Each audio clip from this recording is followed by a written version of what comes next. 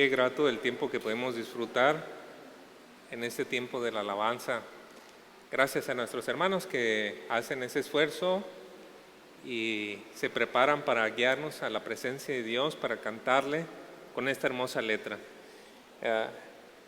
Hay ciertas alabanzas que me dejan con un cierto compromiso más grande cuando las escucho, cuando pienso en esta que cantamos al final. Muestra, Señor, al Señor Jesucristo. Yo quiero poder llegar al púlpito y decir, aquí está, y que cada uno de nosotros pueda verlo y que el Señor nos ilumine para que podamos ver al Señor Jesucristo. Así que me siento con ese gran compromiso y esa gran deuda al venir aquí delante de ustedes para hablar la palabra de Dios.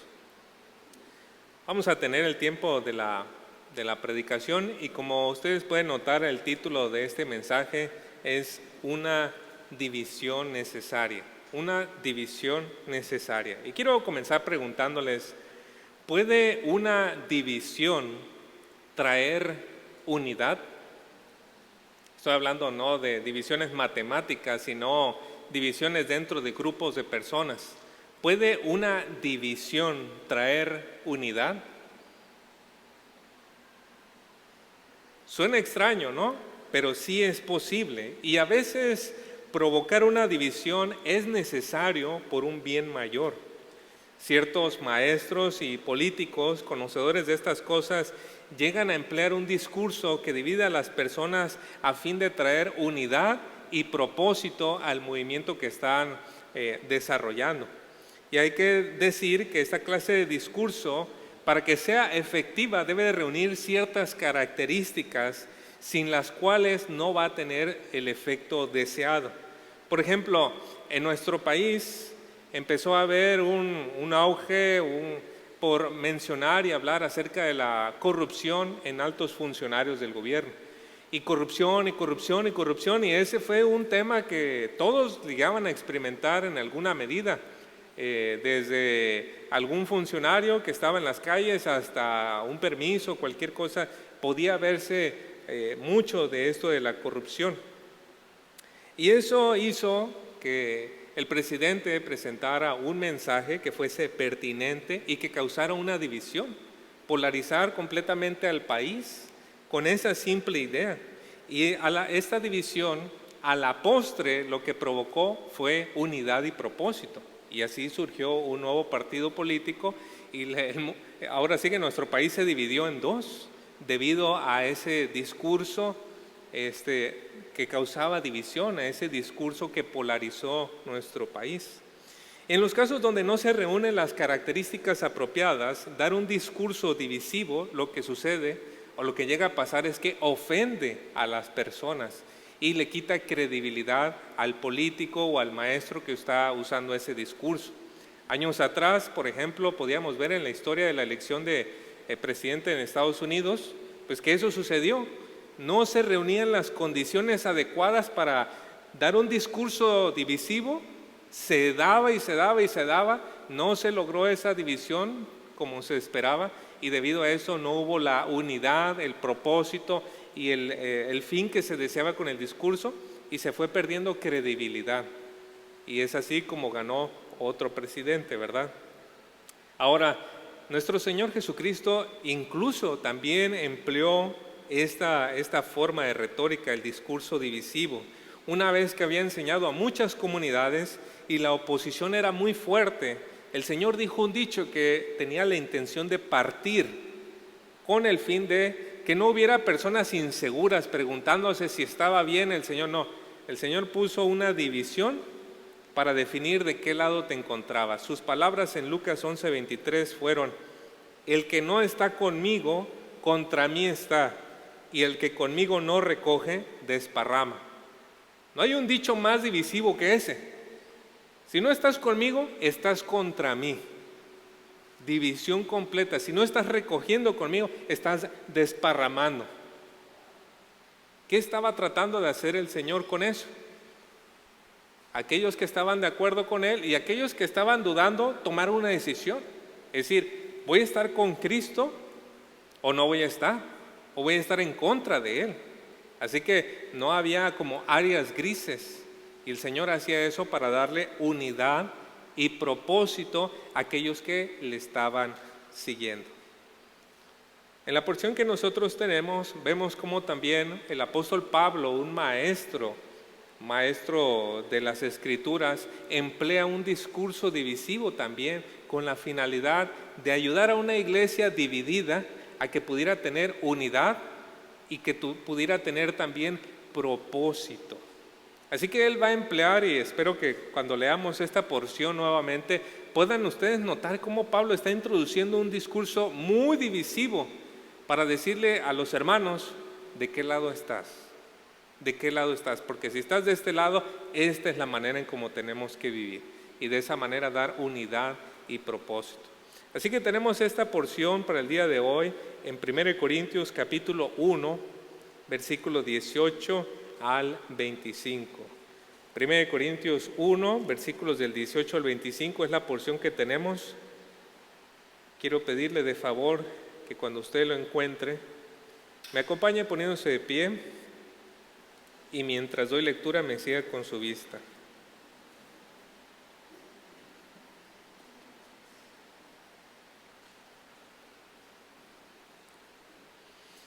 Primera de Corintios capítulo 1, versículos 18 al 25. Nos dice la palabra de Dios: porque la palabra de la cruz es locura a los que se pierden, pero a los que se salvan, esto es, a nosotros, es poder de Dios. Pues está escrito: destruiré la sabiduría de los sabios y desecharé el entendimiento de los entendidos. ¿Dónde está el sabio? ¿Dónde está el escriba? ¿Dónde está el disputador de este siglo? ¿No ha enloquecido Dios la sabiduría del mundo? Pues ya que en la sabiduría de Dios el mundo no conoció a Dios mediante la sabiduría, agradó a Dios salvar a los creyentes por la locura de la predicación. Porque los judíos piden señales y los griegos buscan sabiduría, pero nosotros predicamos a Cristo crucificado. Para los judíos ciertamente tropezadero y para los gentiles locura, mas para los llamados, así judíos como griegos, Cristo, poder de Dios y sabiduría de Dios. Porque lo insensato de Dios es más sabio que los hombres, y lo débil de Dios es más fuerte que los hombres. Oremos, hermanos. Oh Padre Celestial, nos acercamos con humildad para pedir su luz. Nosotros no somos los sabios, nosotros no somos los entendidos, sino que por su gracia, Señor, y por la obra de su Espíritu, hemos llegado y estamos creciendo en el entendimiento de que esa obra en la cruz, aquel hombre que fue crucificado, lo hizo para nuestra salvación. Ayúdenos, Señor, para que tal conocimiento hoy quede más guardado, más firme en nuestras mentes y corazones. Guíenos, por favor, oh Señor, para el conocimiento de estas cosas, y ayúdeme, Señor, a exponer con claridad, con fidelidad a Cristo en este día. Gracias, Señor, que nos bendiga en nuestra petición. En Cristo Jesús. Amén. ¿Pueden tomar su lugar? Ustedes recordarán que la semana pasada iniciamos con la exposición de este pasaje y la mayor parte de nuestro mensaje se centró en una sola declaración. La frase era: la palabra de la cruz es locura para los que se pierden. Como notamos en aquella ocasión, esa declaración sigue siendo cierta, no solo para los tiempos del apóstol Pablo y un poquito la posteridad, pero hasta nuestro tiempo. La palabra de la cruz sigue siendo una locura para nuestro tiempo. Y esto es así, hermanos, porque en cada época de la historia humana existe una corriente de pensamiento que se opone, que se revela en contra del conocimiento de Dios. Para los tiempos en que Pablo escribió esta carta, por ejemplo, se estaba gestando un movimiento que un siglo después se llamó el gnosticismo. Y el gnosticismo era un tutti frutti. Agarraba un poquito de la filosofía griega, agarraba un poquito del judaísmo, agarraba un poco del zoroastrismo y cuanta cosa, Y todo eso lo juntaba en un credo que permitiera suficiente espacio para que cualquiera pudiese aceptarlo. Eras filósofo, entrabas; eras judío, entrabas; eras todos entraban en ese mismo conjunto del gnosticismo. Había ciertas características del gnosticismo y una de ellas, por ejemplo, es que tenían un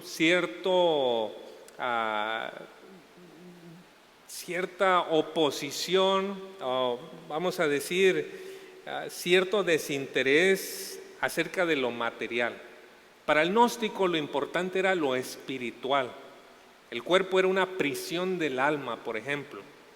Entonces, cuando el gnosticismo empezó a tener su influencia dentro de la iglesia, pues hubo ciertas doctrinas que no encajaban con eso. Por ejemplo, la doctrina de la resurrección.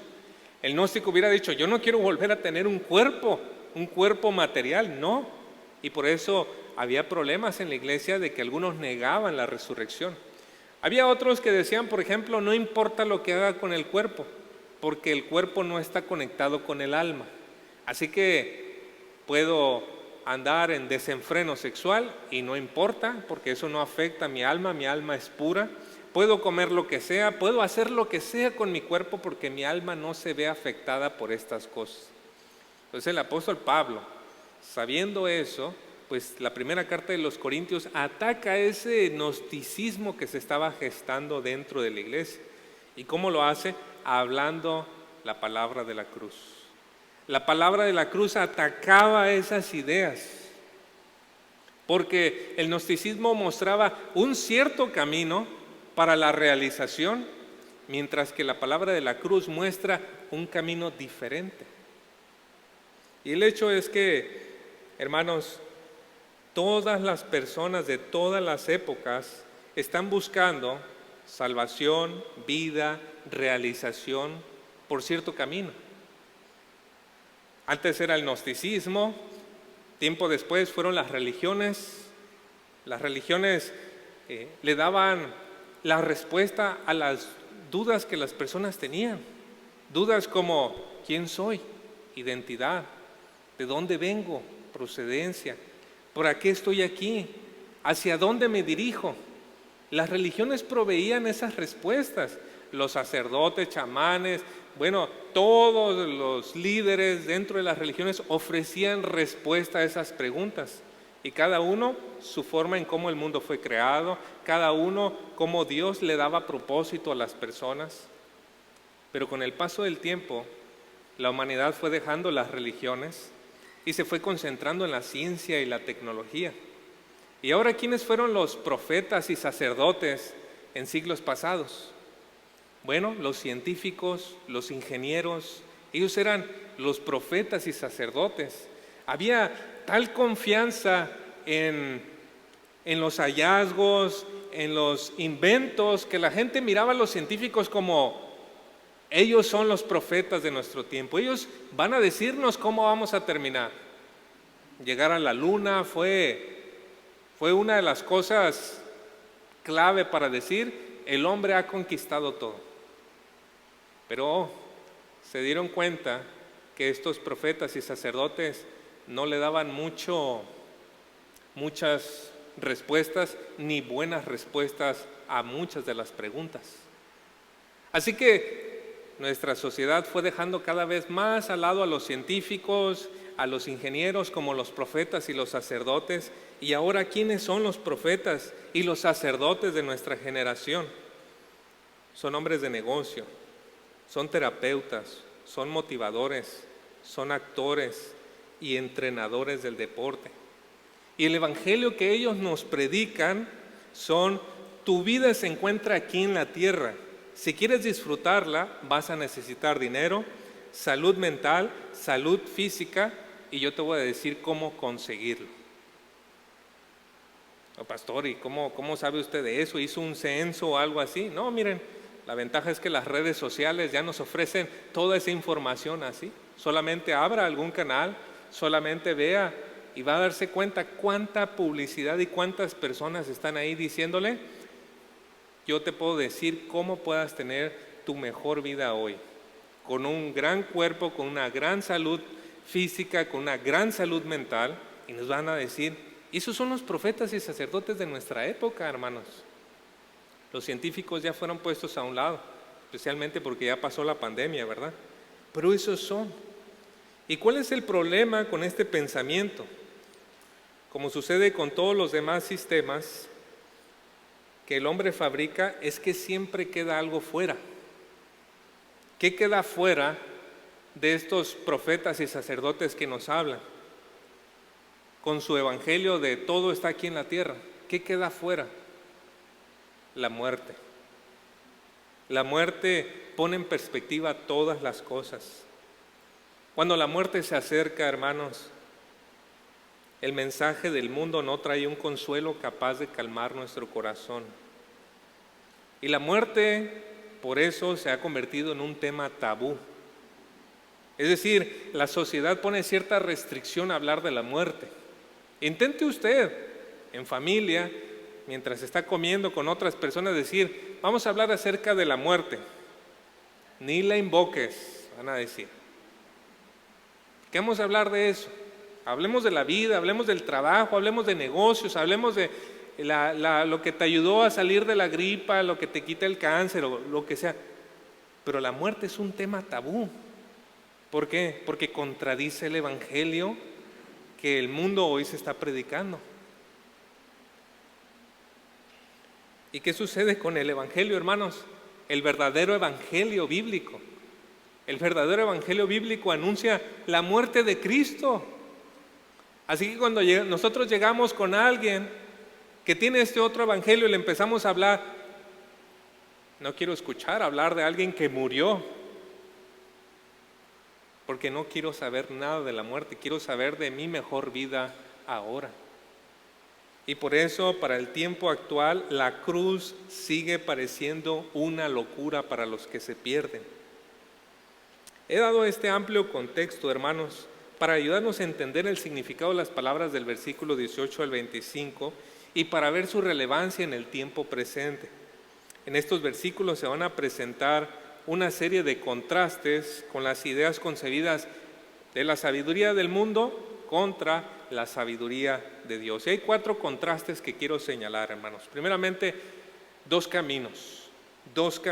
Versículo 18 nos dice, porque la palabra de la cruz es locura a los que se pierden, pero a los que se salvan, esto es a nosotros, es poder de Dios. El mensaje de la cruz se percibe de cierta manera de acuerdo al camino que cada uno en el que cada uno se encuentre. Esto quizá no es muy notorio en la traducción en el español, pero sí es más notorio en el griego. Y aquí, discúlpenme que tenga que hablar un poquito técnico, pero las palabras pierden y las palabras salvan, ahí en el versículo 18, son verbos participios. El verbo participio en griego tiene la característica de hablarnos de una acción continua. Y si no una acción continua, un rasgo de carácter en una persona. Entonces, aquí encontramos los que se pierden. No está hablando de una acción consumada, sino esa persona que se está perdiendo. Va por un camino de perdición. Y lo interesante todavía es que este verbo está en voz media. Significa que él mismo está tomando los pasos para perderse. Mientras que el verbo salvan, igual un verbo participio, es en voz pasiva. Hay alguien que está salvando a esa persona. Él está en ese camino de salvación constante que Dios está ayudándole para salir de ese camino de perdición. ¿Y cuántas personas hay en cada uno de estos caminos? Bueno, el Señor Jesucristo dio la respuesta. Mateo 7, del 13 al 14, nos dice, entrad por la puerta estrecha, porque ancha es la puerta y espacioso el camino que lleva a la perdición, y muchos son los que entran por ella. Porque estrecha es la puerta y angosto el camino que lleva a la vida, y pocos son los que la hallan. Así que nosotros nos podemos sentir muy elegidos, pero si estamos con todo el montón, si vamos en el mismo camino que todas las demás personas, si nuestro pensamiento no difiere del resto, vamos por el camino amplio. Pero son pocas las personas que van por el camino angosto, el camino a la vida. Así vemos pues que se nos presentan dos caminos diferentes, pero no solamente dos caminos diferentes, hay también dos maneras de entender. Es lo segundo que quiero hablarles, versículo 19 al 21, pueden ustedes verlo, dice: pues está escrito, destruiré la sabiduría de los sabios y desecharé el entendimiento de los entendidos. ¿Dónde está el sabio? ¿Dónde está el escriba? ¿Dónde está el disputador de este siglo? ¿No ha enloquecido Dios la sabiduría del mundo? Pues ya que en la sabiduría de Dios el mundo no conoció a Dios mediante la sabiduría, agradó a Dios salvar a los creyentes por la locura de la predicación. Aquí Pablo, en su argumento, presenta una cita del Antiguo Testamento. Va a tomarla como un ejemplo para el punto que él quiere resaltar. Esa cita se encuentra en Isaías 29:14. Y es una cita que también va relacionada con otros pasajes en Isaías, pero esta es la principal. Isaías 29:14 dice: por tanto, he aquí, volveré a hacer maravillas con este pueblo, prodigiosas maravillas, y perecerá la sabiduría de sus sabios, y se eclipsará el entendimiento de sus entendidos. Ahora hay que entender en qué contexto se dijo ese pasaje. El contexto es este. Israel estaba por enfrentar una guerra y tenía dos opciones Israel. Uno, una estrategia, hacer alianzas con Egipto. Al hacer alianzas con Egipto iba a poder fortalecerse su relación, su ejército, iban a poder hacer frente contra aquel que les hacía la guerra. Pero hay un problema, ellos salieron de Egipto porque ahí los habían esclavizado, ¿no?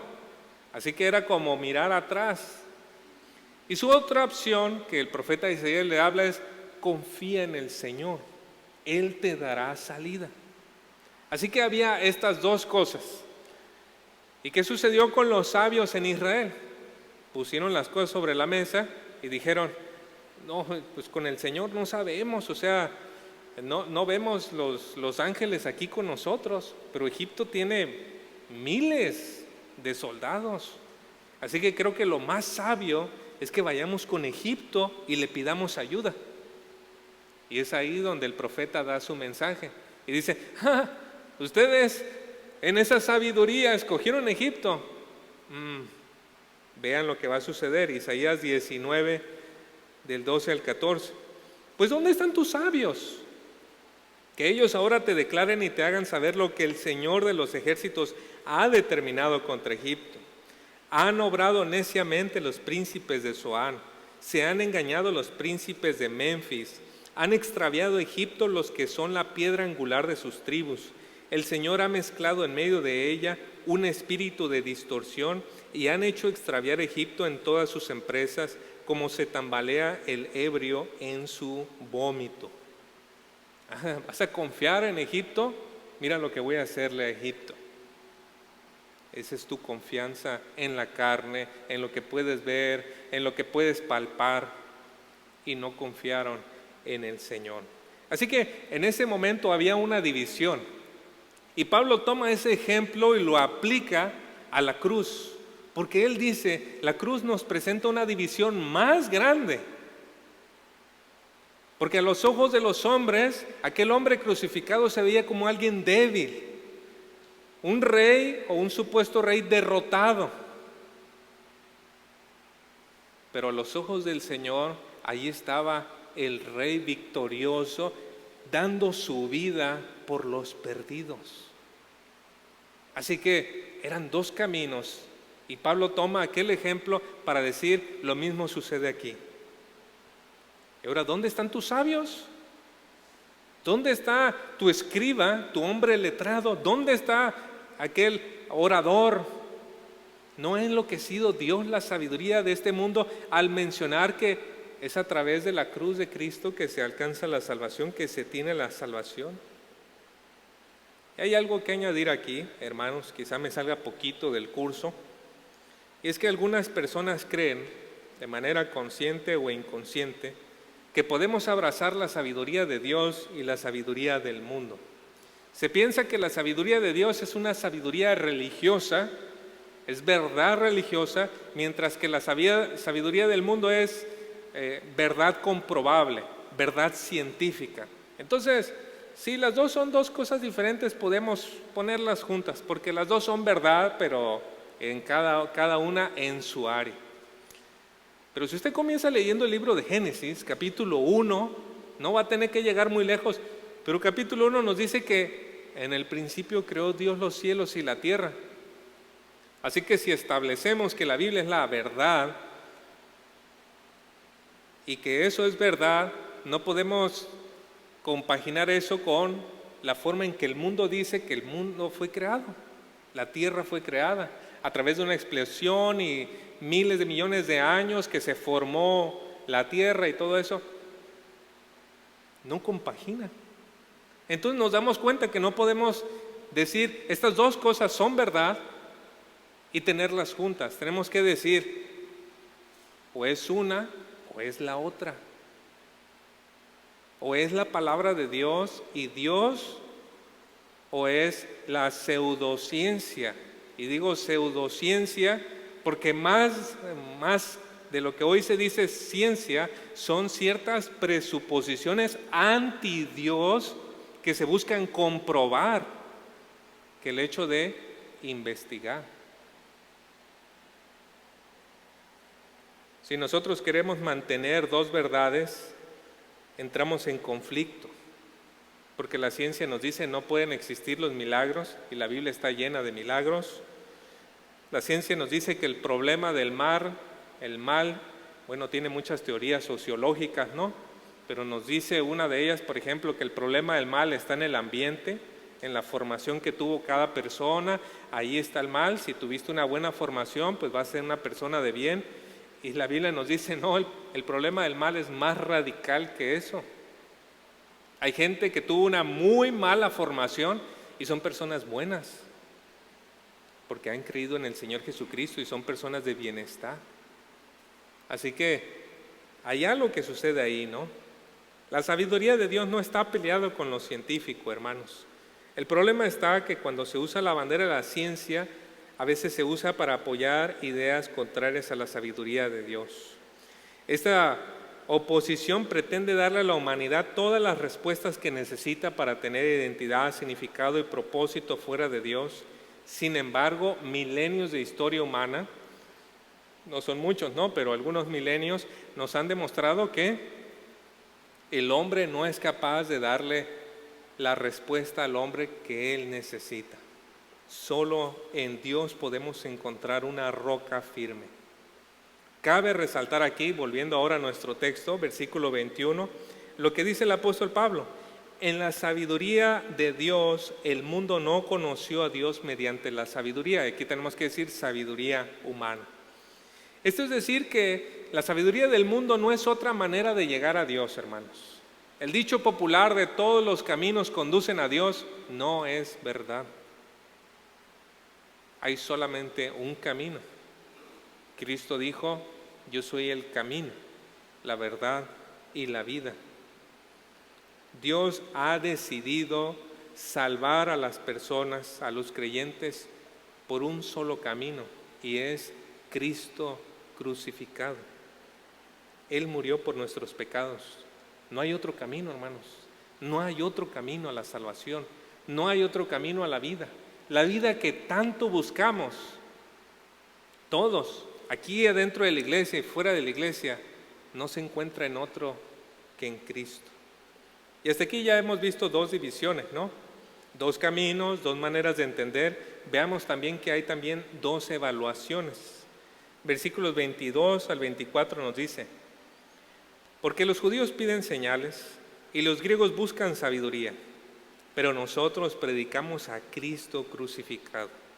Para los judíos ciertamente tropezadero y para los gentiles locura, mas para los llamados, así judíos como griegos, Cristo, poder de Dios y sabiduría de Dios. Y aquí resulta interesante una cosa, hermanos, que Pablo haya puesto a judíos y griegos en el mismo bando. Aquí discúlpenme tantito, voy a tener que poner el ventilador acá. Parece que ando horneando pan. Hace mucho calor aquí. Pablo pone a judíos y a griegos del mismo lado opositor. Y del otro lado, a los creyentes. Él hace esta división. Y bueno, aquí hay que tener cuidado de esta división porque Pablo no está rechazando el Antiguo Testamento en el cual podían basarse los judíos. Él está yendo un poquito más abajo. El problema aquí con estos dos grupos o con estas dos personas, judíos y griegos, es que ellos se creían los jueces que dictaminaban lo que era verdad. Ese es el problema con ellos. Ellos determinaban si era verdad o no. Y Dios no nos ha pedido, hermanos, que abandonemos la razón y demos un salto al vacío. Tenemos nosotros una fe razonable que puede ser sometida a escrutinio, pero lo que no es correcto, hermanos, es creer que nosotros tenemos un veredicto de decir qué es verdad y qué no en cuanto a Dios. Los judíos del tiempo de nuestro Señor Jesús se creían esos jueces. Ahí en Lucas 11, 29 nos dice: como la multitud se aglomeraba, comenzó a decir: esta generación es una generación perversa, busca señal y ninguna señal se le dará sino la señal de Jonás. Hay perversidad en estos hombres. ¿Por qué? Porque ellos se creían los jueces últimos. Ellos se creían que ellos, queremos ver señales de ti, Señor. Tú dices que eres el Mesías, que eres el Rey. Queremos ver para nosotros decir si tú realmente eres. No había una actitud humilde. Nosotros no damos el veredicto, nosotros reconocemos, muy diferente, lo que es verdad. Vemos las evidencias y reconocemos lo que ya está allí. Y la gente estaba allí como juez diciendo: demuéstrame y yo voy a decir si tú eres verdad. Y lo mismo con los griegos, ¿no? Cuando el apóstol Pablo empezó a hablarles a los griegos acerca de la resurrección, nos dice en Hechos 17:32: y cuando oyeron de la resurrección de los muertos, algunos se burlaban, pero otros dijeron: te escucharemos otra vez acerca de esto.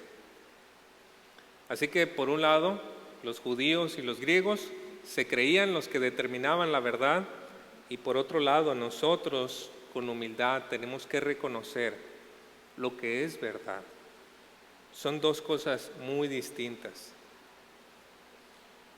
Cuando vamos a la cruz con una actitud humilde, hermanos, podemos reconocer que detrás de ese evento tan cruel está un Salvador por nuestros pecados. Así tenemos esa división. La división entre la sabiduría de Dios y el mundo nos muestra que hay dos caminos: la del mundo, la de Dios, dos maneras de entender, la del mundo, la de Dios, dos evaluaciones, la del mundo, la de Dios, y finalmente termina esta división con dos resultados. Versículo 25, ¿quién es el ganador? Porque lo insensato de Dios, dice ahí, es más sabio que los hombres, y lo débil de Dios es más fuerte que los hombres. Pablo aquí utiliza la ironía, una forma de ridiculizar a la oposición. Mira, Dios con la mano atada te venció, con los pies atados y las manos atadas te venció, sabiduría del mundo. Lo que tú llamas necio es más sabio que lo tuyo, y lo que tú llamas débil es más fuerte que lo tuyo, lo que la sabiduría del mundo tiene. ¿Por qué podemos decir eso? ¿Por qué pudo decir Pablo eso? A lo largo del tiempo han existido filósofos, Carlos Marx, Friedrich Nietzsche, que han propuesto ideas para cómo la sociedad se debe de gobernar. Estos filósofos han dicho: si algún político pudiera implementar estas ideas en su país, lograría el éxito, el comunismo. Entonces, la Segunda Guerra Mundial, o tiempos dentro del siglo pasado, está un Rusia, está Cuba, está Alemania, que deciden agarrar esos sistemas filosóficos, hacerlos políticos, implementarlos. ¿Y qué sucede? Desastre, caos, hambre, toda clase de restricciones. Ahí está tu sabiduría. Ahí está tu sabiduría encarnada. En eso termina el mundo. Pero, hermanos, ¿qué sucede con el Evangelio? ¿Qué sucede con el Evangelio, hermanos? El Evangelio transforma vidas. El Evangelio no comienza de afuera, comienza desde el corazón. Transforma vidas. Me encontré en una ocasión a un señor que trabajaba en el gobierno, en un funcionario de ahí del gobierno, de buena responsabilidad. Y cuando le dije que era pastor, me dijo: híjole, lo que necesites, porque si hay una cosa que yo sé, es que Dios hace milagros, pero soy ateo, me dijo. Yo estaba un poco confundido con esa situación, pero me dijo: mi hermano era una persona empedernida en las drogas, nadie lo podía ayudar, nadie podía hacer nada por él, perdió a su esposa, a sus hijos, pero de pronto se acercó a la religión, así le decía él, ¿no? Se acercó y que conoció a Cristo, dejó las drogas, recuperó a su esposa, recuperó a mis sobrinos, y es un hombre tan bueno y tan servicial que aunque soy ateo no puedo negar que algo sucedió con él. Así que ustedes son nuestros mejores aliados. Si queremos ver un bien en la sociedad, tenemos que darle oportunidad y cabida para que ustedes hagan eso que saben hacer y podamos ver un bien social más grande que simplemente programas. Eso me tocó, hermanos, eso me llenó, me hizo pensar lo débil de Dios. Ese mensaje de la cruz es más fuerte que los hombres. Lo insensato de Dios es más sabio que los hombres, hermanos. Ya para concluir, como se ha dicho al principio de este mensaje, Pablo tenía un propósito doble al dar un mensaje divisivo. Primero, fortalecer a la iglesia en el mensaje que nos une. El mensaje que nos une es el Evangelio. Ellos estaban divididos, que si Apolos, que si Pedro, que si este y el otro. No. ¿Qué nos une? El Evangelio. Y no solamente eso, tenía un propósito más Pablo, y era sacar la influencia del mundo dentro de la iglesia.